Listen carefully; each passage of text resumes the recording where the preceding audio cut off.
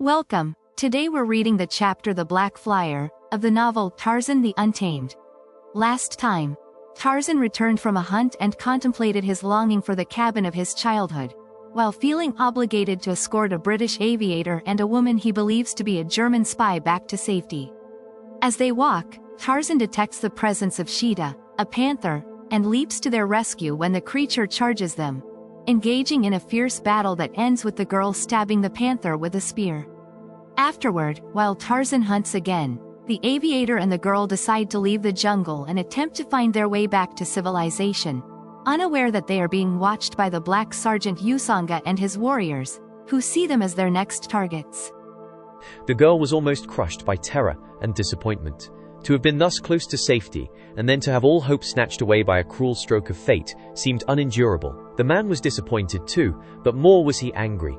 He noted the remnants of the uniforms upon the blacks, and immediately he demanded to know where were their officers. "They cannot understand you," said the girl. And so in the bastard tongue that is the medium of communication between the Germans and the blacks of their colony, she repeated the white man's question. Usanga grinned. "You know where they are, white woman," he replied. "They are dead, and if this white man does not do as I tell him, he too will be dead." "What do you want of him?" asked the girl. "I want him to teach me how to fly like a bird," replied Usanga. Bertha Kircher looked her astonishment, but repeated the demand to the lieutenant. The Englishman meditated for a moment. "He wants to learn to fly, does he?" repeated. "Ask him if he will give us our freedom if I teach him to fly." The girl put the question to Usanga, who, degraded, cunning, and entirely unprincipled, was always perfectly willing to promise anything whether he had any intentions of fulfilling his promises or not, and so immediately assented to the proposition. "Let the white man teach me to fly," he said, "and I will take you back close to the settlements of your people, but in return for this, I shall keep the great bird." And he waved a black hand in the direction of the aeroplane. When Bertha Kircher had repeated Usanga's proposition to the aviator, the latter shrugged his shoulders, and with a wry face finally agreed. "I fancy there is no other way out of it," he said. "In any event, the plane is lost to the British government. If I refuse the black scoundrel's request, there is no doubt but what he will make short work of me, with the result that the machine will lie here until it rots. If I accept his offer, it will at least be the means of assuring your safe return to civilization, and that," he added, "is worth more to me than all the planes in the British Air Service." The girl cast a quick glance at him. These were the first words he had addressed to her that might indicate that his sentiments toward her were more than those of a companion in distress. She regretted that he had spoken as he had, and he too regretted it almost instantly as he saw the shadow cross her face, and realized that he had unwittingly added to the difficulties of her already almost unbearable situation. "Forgive me," he said quickly. "Please forget what that remark implied. I promise you that I will not offend again, if it does offend you, until after we are both safely out of this mess." She smiled and thanked him, but the thing had been said, and could never be unsaid, and Bertha Kircher knew even more surely than as though he had fallen upon his knees and protested undying devotion that the young English officer loved her. Usanga was for taking his first lesson in aviation immediately. The Englishman attempted to dissuade him, but immediately the black became threatening and abusive, since, like all those who are ignorant, he was suspicious that the intentions of others were always ulterior, unless they perfectly coincided with his wishes. "All right, old top," muttered the Englishman, "I will give you the lesson of your life," and then turning to the girl, "Persuade him to let you accompany us. I shall be afraid to leave you here with these devilish scoundrels." But when she put the suggestion to Usanga, the black immediately suspected some plan to thwart him, possibly to carry him against his will back to the German masters he had traitorously deserted, and glowering at her savagely, he obstinately refused to entertain the suggestion. "The white woman will remain here with my people," he said. "They will not harm her unless you fail to bring me back safely." "Tell him," said the Englishman, "that if you are not standing in plain sight in this meadow when I return, I will not land, but will carry Usanga back to the British camp and have him hanged." Usanga promised that the girl would be in evidence upon their return, and took immediate steps to impress upon his warriors that under penalty of death, they must not harm her. Then, followed by the other members of his party, he crossed the clearing toward the plain with the Englishman. Once seated within what he already considered his new possession, the black's courage began to wane, and when the motor was started and the great propeller commenced to whir, he screamed to the Englishman to stop the thing and permit him to alight. But the aviator could neither hear nor understand the black above the noise of the propeller and exhaust. By this time the plane was moving along the ground, and even then Usanga was upon the verge of leaping out, and would have done so had he been able to unfasten the strap from about his waist. Then the plane rose from the ground and in a moment soared gracefully in a wide circle until it topped the trees. The black sergeant was in a veritable collapse of terror. He saw the earth dropping rapidly from beneath him. He saw the trees and river, and at a distance the little clearing with the thatched huts of Numabo's village. He tried hard not to think of the results of a sudden fall to the rapidly receding ground below. He attempted to concentrate his mind upon the 24 wives, which this great bird most assuredly would permit him to command. Higher and higher rose the plane, swinging in a wide circle above the forest, river, and meadowland. And presently, much to his surprise, Usanga discovered that his terror was rapidly waning, so that it was not long before there was forced upon him a consciousness of utter security. And then it was that he began to take notice of the manner in which the white man guided and manipulated the plane. After half an hour of skillful maneuvering, the Englishman rose rapidly to a considerable altitude, and then, suddenly, without warning, he looped and flew with the plane inverted for a few seconds. "I said I'd give this beggar the lesson of his life," he murmured as he heard, even above the whir of the propeller, the shriek of the terrified Negro. A moment later, Smith Oldwick had righted the machine and was dropping rapidly toward the earth. He circled slowly a few times above the meadow until he had assured himself that Bertha Kircher was there and apparently unharmed. Then he dropped gently to the ground so that the machine came to a stop a short distance from where the girl and the warriors awaited them. It was a trembling and ashen-hued Usanga who tumbled out of the fuselage, for his nerves were still on edge as a result of the harrowing experience of the loop, yet with terra firma once more underfoot, he quickly regained his composure. Strutting about with great show and braggadocio, he strove to impress his followers with the mere nothingness of so trivial a feat as flying bird-like thousands of yards above the jungle, though it was long until he had thoroughly convinced himself by the force of autosuggestion that he had enjoyed every instant of the flight and was already far advanced in the art of aviation. So jealous was the black of his newfound toy that he would not return to the village of Numabo, but insisted on making camp close beside the plane, lest in some inconceivable fashion it should be stolen from him.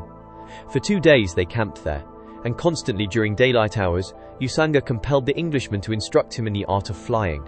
Smith Oldwick, in recalling the long months of arduous training he had undergone himself before he had been considered sufficiently adept to be considered a finished flyer, smiled at the conceit of the ignorant African who was already demanding that he be permitted to make a flight alone. "If it was not for losing the machine," the Englishman explained to the girl, "I'd let the bounder take it up and break his full neck as he would do inside of 2 minutes." However, he finally persuaded Usanga to bide his time for a few more days of instruction, but in the suspicious mind of the Negro, there was a growing conviction that the white man's advice was prompted by some ulterior motive, that it was in the hope of escaping with the machine himself by night that he refused to admit that Usanga was entirely capable of handling it alone, and therefore in no further need of help or instruction. And so in the mind of the black, there formed a determination to outwit the white man. The lure of the 24 seductive wives proved in itself a sufficient incentive, and there too was added his desire for the white girl whom he had long since determined to possess. It was with these thoughts in mind that Usanga lay down to sleep in the evening of the second day. Constantly, however, the thought of Naratu and her temper arose to take the keen edge from his pleasant imaginings. If he could but rid himself of her. The thought having taken form persisted, but always it was more than outweighed by the fact that the black sergeant was actually afraid of his woman, so much afraid of her in fact, that he would not have dared to attempt to put her out of the way unless he could do so secretly while she slept.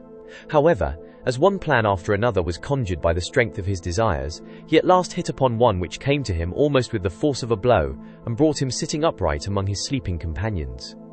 When morning dawned, Usanga could scarce wait for an opportunity to put his scheme into execution, and the moment that he had eaten, he called several of his warriors aside and talked with them for some moments.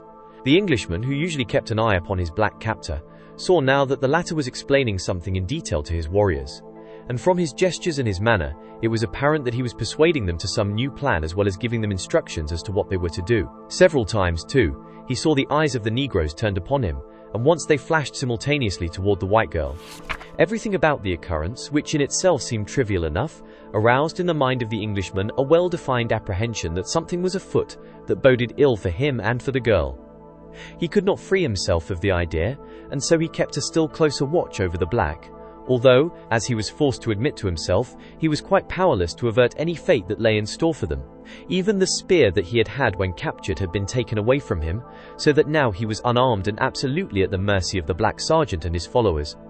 Lieutenant Harold Percy Smith Oldwick did not have long to wait before discovering something of Usanga's plan, for almost immediately after the sergeant finished giving his instructions, a number of warriors approached the Englishman, while 3 went directly to the girl. Without a word of explanation, the warriors seized the young officer and threw him to the ground upon his face. For a moment he struggled to free himself, and succeeded in landing a few heavy blows among his assailants. But he was too greatly outnumbered to hope to more than delay them in the accomplishment of their object, which he soon discovered was to bind him securely hand and foot. When they had finally secured him to their satisfaction, they rolled him over on his side, and then it was he saw Bertha Kircher had been similarly trussed. Smith Oldwick lay in such a position that he could see nearly the entire expanse of meadow and the aeroplane a short distance away. Usanga was talking to the girl, who was shaking her head in vehement negatives. "What is he saying?" called the Englishman. "He is going to take me away in the plane," the girl called back. "He is going to take me farther inland to another country where he says that he will be king, and I am to be one of his wives." And then, to the Englishman's surprise, she turned a smiling face toward him. "But there is no danger," she continued, "for we shall both be dead within a few minutes. Just give him time enough to get the machine underway, and if he can rise 100 feet from the ground, I shall never need fear him more." "God!" cried the man. "Is there no way that you can dissuade him? Promise him anything. Anything that you want. I have money, more money than that poor fool could imagine there was in the whole world. With it he can buy anything that money will purchase, fine clothes and food and women, all the women he wants. Tell him this, and tell him that if he will spare you, I give him my word that I will fetch it all to him." The girl shook her head. "It is useless," she said. "He would not understand, and if he did understand, he would not trust you. The blacks are so unprincipled themselves that they can imagine no such thing as principle or honor in others. And especially do these blacks distrust an Englishman whom the Germans have taught them to believe are the most treacherous and degraded of people. No, it is better thus. I am sorry that you cannot go with us, for if he goes high enough, my death will be much easier than that which probably awaits you." Usanga had been continually interrupting their brief conversation in an attempt to compel the girl to translate it to him, for he feared that they were concocting some plan to thwart him, and to quiet and appease him, she told him that the Englishman was merely bidding her farewell and wishing her good luck. Suddenly she turned to the black. "Will you do something for me?" she asked, "if I go willingly with you?" "What is it you want?" he inquired. "Tell your men to free the white man after we are gone. He can never catch us. That is all I ask of you. If you will grant him his freedom and his life, I will go willingly with you." "You will go with me anyway," growled Usanga. "It is nothing to me whether you go willingly or not. I am going to be a great king, and you will do whatever I tell you to do." He had in mind that he would start properly with this woman. There should be no repetition of his harrowing experience with Naratu. This wife and the 24 others should be carefully selected and well trained. Hereafter Usanga would be master in his own house. Bertha Kircher saw that it was useless to appeal to the brute, and so she held her peace, though she was filled with sorrow in contemplating the fate that awaited the young officer, scarce more than a boy, who had impulsively revealed his love for her.